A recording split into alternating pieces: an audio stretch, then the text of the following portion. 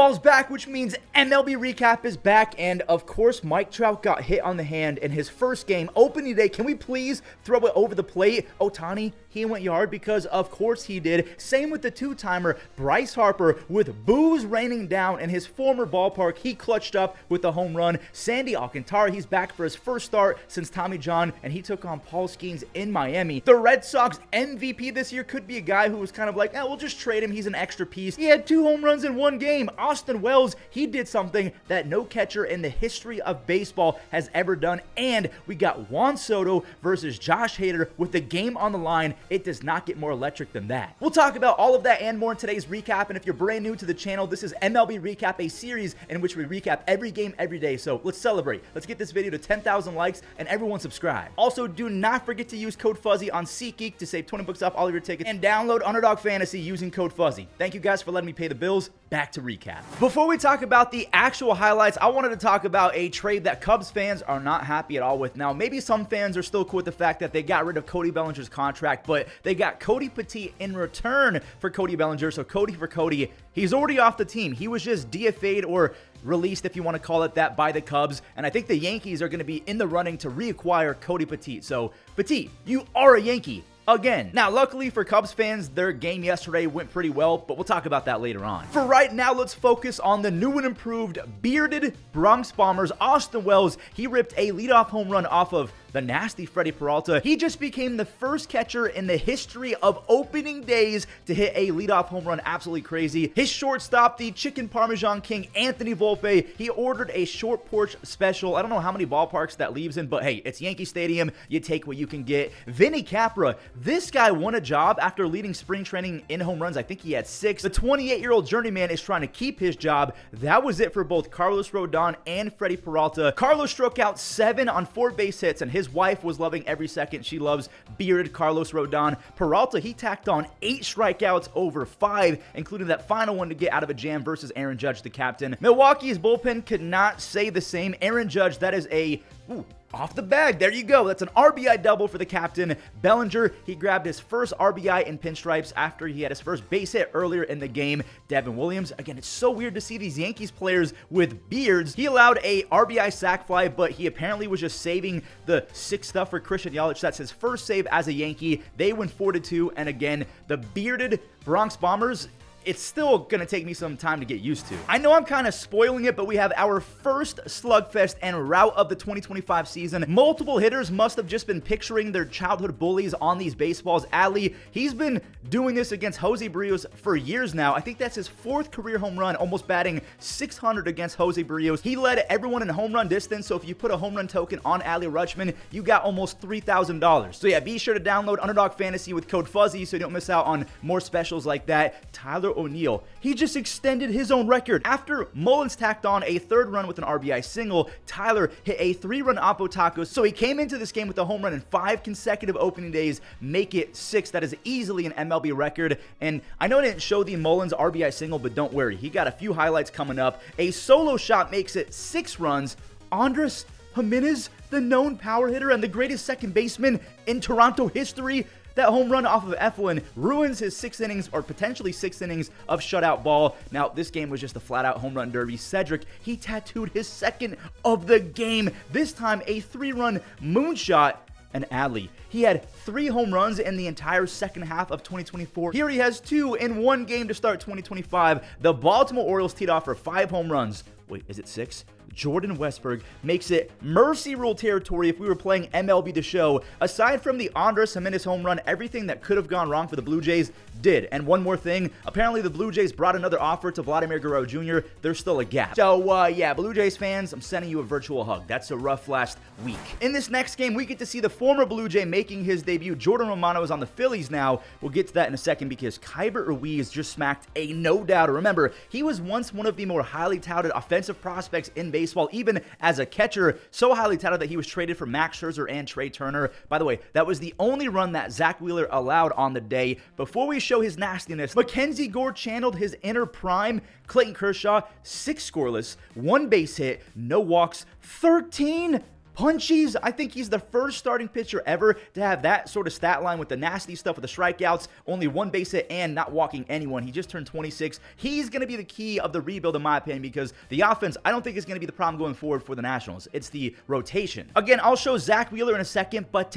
why do people still boo this guy? Do they not realize that booing Bryce Harper is like allowing him to take a natural version of PEDs? The two-timer ties it, and then Kyle Schwarber did his thing. Bryce Harper, he's fired up in the dugout now. I'm going to cut out a little bit of fat because the Phillies, they went up 1 on a wild pitch, and then CJ Abrams grounded out to bring it back within 1. Luis Garcia Jr., he flicked his wrist for a base hit that would have shattered controllers if we're playing MLB The Show, because you know that was probably a contact swing to battle with 2 strikes. By the way, this has all been off of Jordan Romano, so not a great debut for him. This game needed extras, and Alec Bohm and JT Realmuto, they were completely fine with that. Alec gapped one to left field for a 2 RBI double, and that was followed up by JT Realmuto, a 2-run 3-bagger. The Phillies are an absolute wagon, and super quick, I do want to show Zach Wheeler's 8 strikeouts. I'm kind of mad at myself. I did not pick him to win Cy Young. I went with Paul Skeens is my early season prediction, but Zach Wheeler, this could be the year he finally takes it home. Congrats to anyone who had Wilyer Abreu winning 2025 AL MVP. Your $1 is about to turn you into the next Jeff Bezos. He stepped in with his team down 1 in the 5th inning, and he barreled up a 95-mile-per-hour fastball out the hand of Nathan Eovaldi. Everyone just kind of writes him off as an extra piece that has to be traded. He was top 6% in barrel rates last year, and he's got crazy bat speed. He's not just an extra piece that needs to be forgotten about. Credit to Nathan Eovaldi, though. He did settle down. He was nasty. 9 strikeouts, just 3 base hits over 6 innings. He actually outdueled Garrett Crochet, who went 5 innings with 4 strikeouts. Now, Boston's going to start another rally with Tristan Casas going up the middle. And hold up, Josh Smith got there. What a web gem. I had to show that off. Skipping to the 9th now, Trevor Story, he got on and then stole second base. The rookie, Christian Campbell, he secured his first career base hit. They called that a base hit, so again, they're being nice to the rookie. That was just a rocket that Josh Young could not handle. His family was in attendance, by the way, talking about Campbell. Hopefully, Wilyer's family was in attendance as well, because that's a career day. 3 for 3, 2 home runs, 4 RBIs. I'm not saying that the Red Sox are going to win 125 games, but they're going to win 90 plus with ease, in my opinion. After what we saw from the Orioles already and the Yankees, the American League East is going to be cinema. Sandy Frisbee's all back. Sandy Alcantara, the 2022 NL Cy Young winner. How are you supposed to hit this? A 99 moving fastball for his first strikeout of the year. There was tons of Frisbee action all day. Paul Skeens, he was on the other side of the bump, so a lot of Frisbees. Just nasty, nasty stuff. There's the changeup. Then there's the devastating sinker. Good. I don't get how people make contact in this game. Paul and Sandy combined for 14 strikeouts. Luckily for Paul, Brian Reynolds knocked Sandy out the game with the go-ahead 2-run single in the 5th inning. I just want to mention that Sandy still had 7 strikeouts, only 2 base hits in his first start in over a year. That's insane. Nick Gonzalez, this could be the year he has a full-blown breakout season. He's entering his 26-year-old season. The former first-rounder almost hit 300 with a 350 on base his final 30 games last year. Good thing that he did that, because the Marlins, they struck right back with a few runs of their own after a pass ball in the 6th. An excuse me swing from Otto Lopez in the 8th. He just kind of tossed his barrel at a pitch. It's 4-3. Dane Myers off of Colin Holderman. Holderman, more like Colin blew the hold, man. It's now 4-4 in the bottom of the 9th. Pittsburgh closer, David Bednar, he had an awful 2024.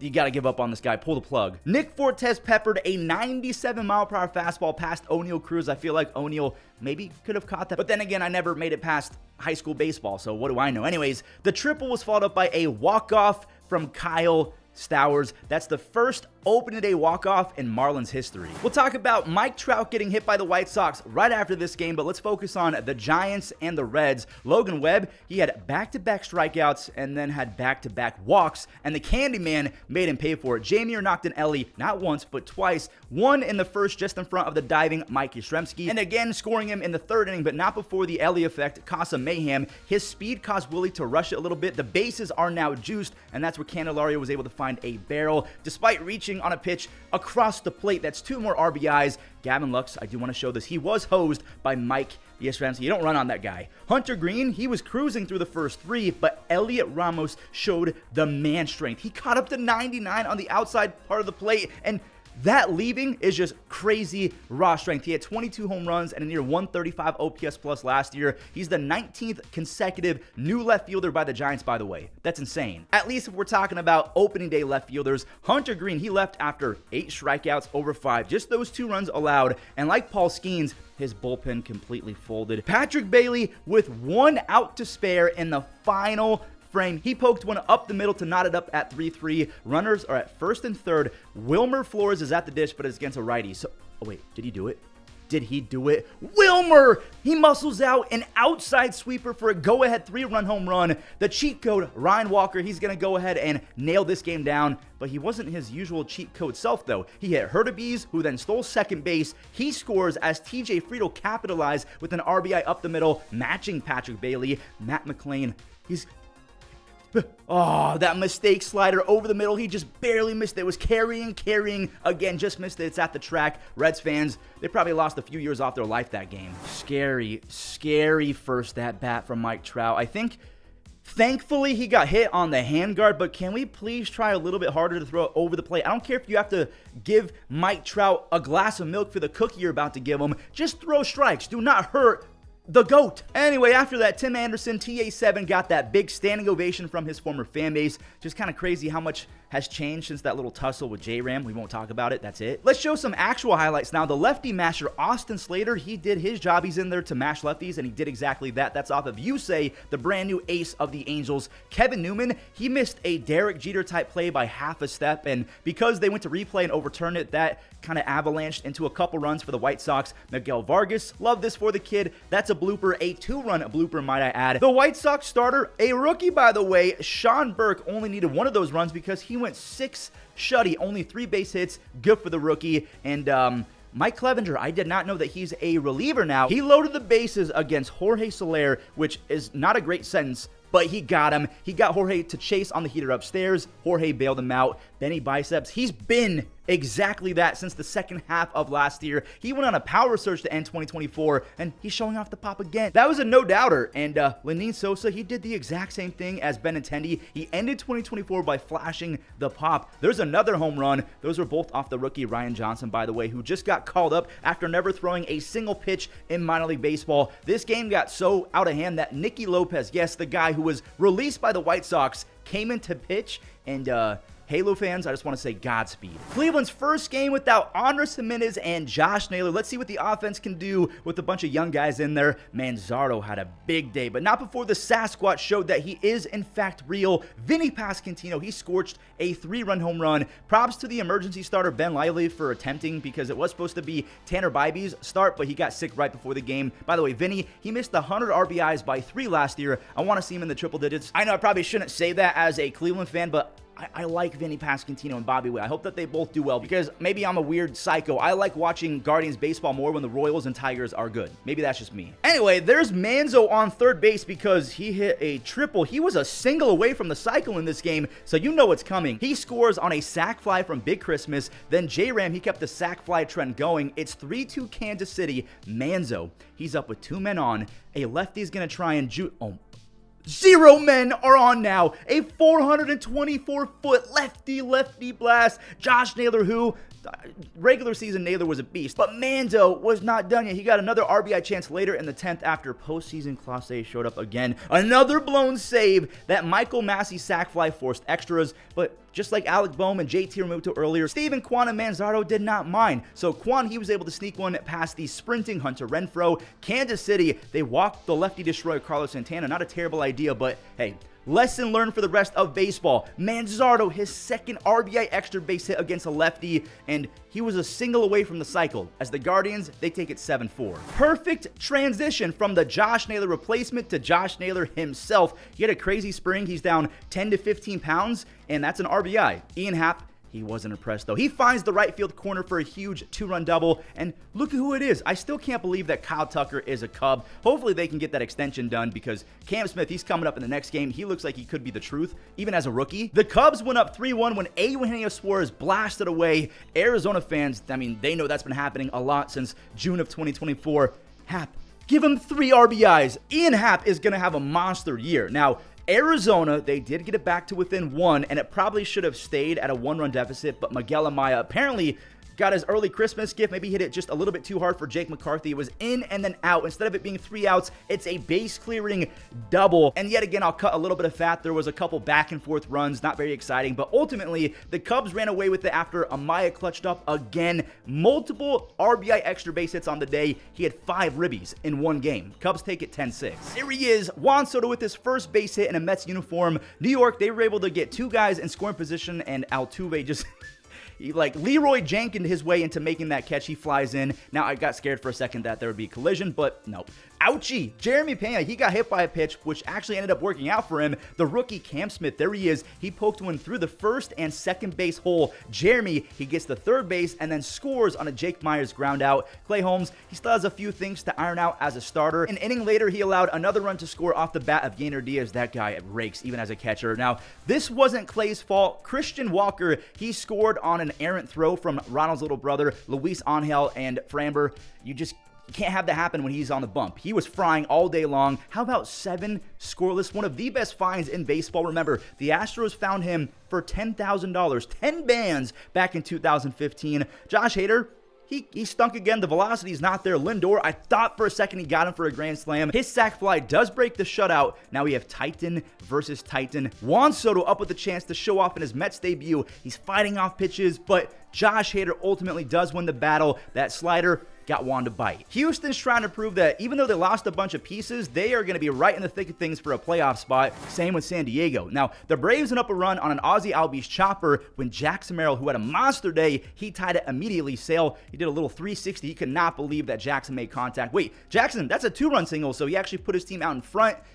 Yeah, about that. That's a home run. Ozzie Albies, he had some crazy power speed numbers for a second baseman early on in his career, but injuries have kind of hampered his pace. He's really trying to stay healthy and get back on that toward pacing. Jackson, he was able to tie it after Matt Olson couldn't make the Superman double play, diving, tag in the back, throwing to home. So it's 3-3 when the former fringe best third baseman in baseball, Austin Riley, he was so close to dethroning J-Ram before a down 2024. He goes yard. Gavin Sheets, he did it. I think he was tied up there with Vinny Capra and Rhys Hoskins as guys with 6 home runs in spring. He made the team, and he's already making an impact. So he goes from the White Sox to the Padres in 1 year. That's a trip. The Padres kept up their hot 7th inning with a Luis Arraez go-ahead sac fly. Manny Machado, he doubled the score. Fernando Tatis Jr., who, by the way, had 3 base hits and 2 stolen bases. He admitted that he was essentially playing on one leg last year, and another RBI for Jackson. His 4 RBIs put this game way out of reach. Ranger Suarez picked up his first save of the year as the Padres, they're again trying to show that they are very much a bully team as well. We got the Dodgers game after this one, but Father Time kind of showed up early in this Twins and Cardinals game. I really think that 25-year-old Carlos Correa, he probably doesn't make that play, but he at least stops it from getting past him. Instead, Brendan Donovan, he sneaks it through for his first RBI of the young season. Lars Nootbaar, he tagged that Pablo Lopez curveball, but the thing is, it wasn't even a mistake pitch. It was at his kneecaps. That's how good Lars Nootbaar is. He is a dangerous, dangerous person when healthy. He scored Walker. Ivan Herrera, he makes it a 4-run day off of Pablo Lopez. The Cardinals offense, even without Paul Goldschmidt, I mean, remember, Wilson's at first base, and Herrera, he rakes. Sonny Gray, he was well on his way to a 5-inning. Yeah, nope. No more 5-inning shutout. Harrison Bader, he says, yeah, about that. If you hang it, I'm going to bang it. Harrison, he's trying to bounce back after a brutal 2024 campaign. Now, things are getting a little bit scary for the home crowd. John King couldn't stop Willie Castro. That's a hustle RBI double. All of a sudden, it's a 1-run game. Jax, he's in, though. So Griffin Jax, he's going to nail Nolan Arenado, he caught up to a painted heater on the inside part of the plate. 2024 slow bat Arenado, he's not doing that. He said he focused on bat speed all offseason long. I can tell, and the Cardinals fan base rewards him with a curtain call. Helsley, he throws that nasty slider to end the game. The NL leader in saves from a season ago is already back on the board. There you go. Ice Cube is in the house yet again. He's flexing that World Series trophy as the Dodgers, they reveal their banners and everything like that. Is that Tommy Tanks again? How do the Dodgers keep on doing it? They keep finding gems. I know Tommy Edman was good with the Cardinals, but man, 8 home runs in 40 regular season games. Tack on the 2 more clutch postseason home runs. Tommy Tanks is a legit threat. Now, the Tigers, they were blessed by a wild Blake Snell pass ball that allows the Tigers to tie it at 1 when Tommy Edman, Scoobs got bailed out by a diving grab from Ryan Kreidler, who I thought was an infielder. He's in the outfield now. That's impressive as it gets. Things were looking up for the Tigers. They even at one point had a lead after Emmanuel Margot sac fly. Just the Dodgers, they'll never have a game. Oh, yeah, Teoscar Hernandez, he channeled his inner Lane Thomas. Sorry, Tigers fans, but that's a go-ahead home run off of Tarek Skubal. He's primed for another year talking about Teoscar. Same with Ohtani. We'll get there in a second. Torkelson, man, he blasted off after walking 3 times. That is not a joke, by the way, and I'll just spoil it because I'm not going to show the 4th walk, but he walked 4 times with the home. He got on base 5 times in this game. Ohtani, he's the ultimate showman. Tom Hanks was in attendance. Rob Lowe. Of course, Ohtani is going to take a sinker the other way in the home opener. He's now batting .312 with 56 home runs and 59 stolen bases his last 162 games. Blake Treinen, he brushed off a slight comeback attempt from the Tigers, and he made light work of Detroit for his first save of the year. The road to 162 is still on. They're 3-0. No way, Ichiro's back. If you guys didn't know, he's the starting pitcher. I'm lying, by the way. I'm joking. He was just the first pitch guy. The actual starters were flat out disgusting. Logan Gilbert was his usual nasty self, and Luis Severino looked like prime Yankees Sevy again. They were trading strikeout after strikeout after strikeout. Logan's strikeouts were mainly on the off-speed stuff, and that's a yikes. That's a floater to Tyler Soderstrom, who has some of the best pop in baseball. I feel like this kid could break out. Luis, he got himself into a bit of trouble as well, but he got out of it with one of the more wiffle ball, blitz ball, craziest pitches I've ever seen. That was prime Godzilla Severino. 20+ inches of movement. Now, unfortunately, his chance at a W got ruined by the A's bullpen as Robles. That's an RBI sac fly. At least Logan Gilbert, he's off the hook after going 7 innings, allowing just 2 base hits and 8 strikeouts. Oh, wait, Tyler again? Do not let this kid figure it out. If Brent Rooker keeps on raking with Butler and Tyler Soderstrom has the...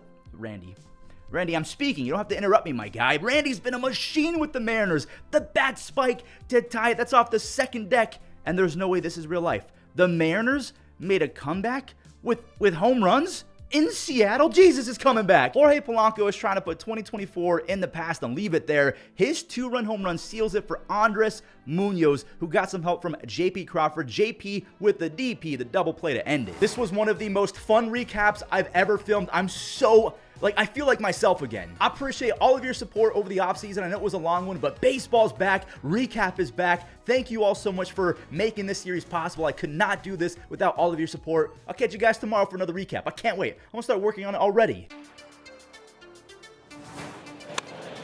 Right center. Victor on the run. Look at him go. Still going. Yeah. 3-2 pitch. Fly ball. Struck to deep center. Merrill back at the wall. Makes the... Back up the middle, empty plate, Bliss, 360 spin cycle out. There's a line drive caught by Jeremy Pena. The season starts with... It's probably might stay in play. It's in front of the Royals dugout. Yes, and a fastball line to center field. Springer. This one flying up the middle.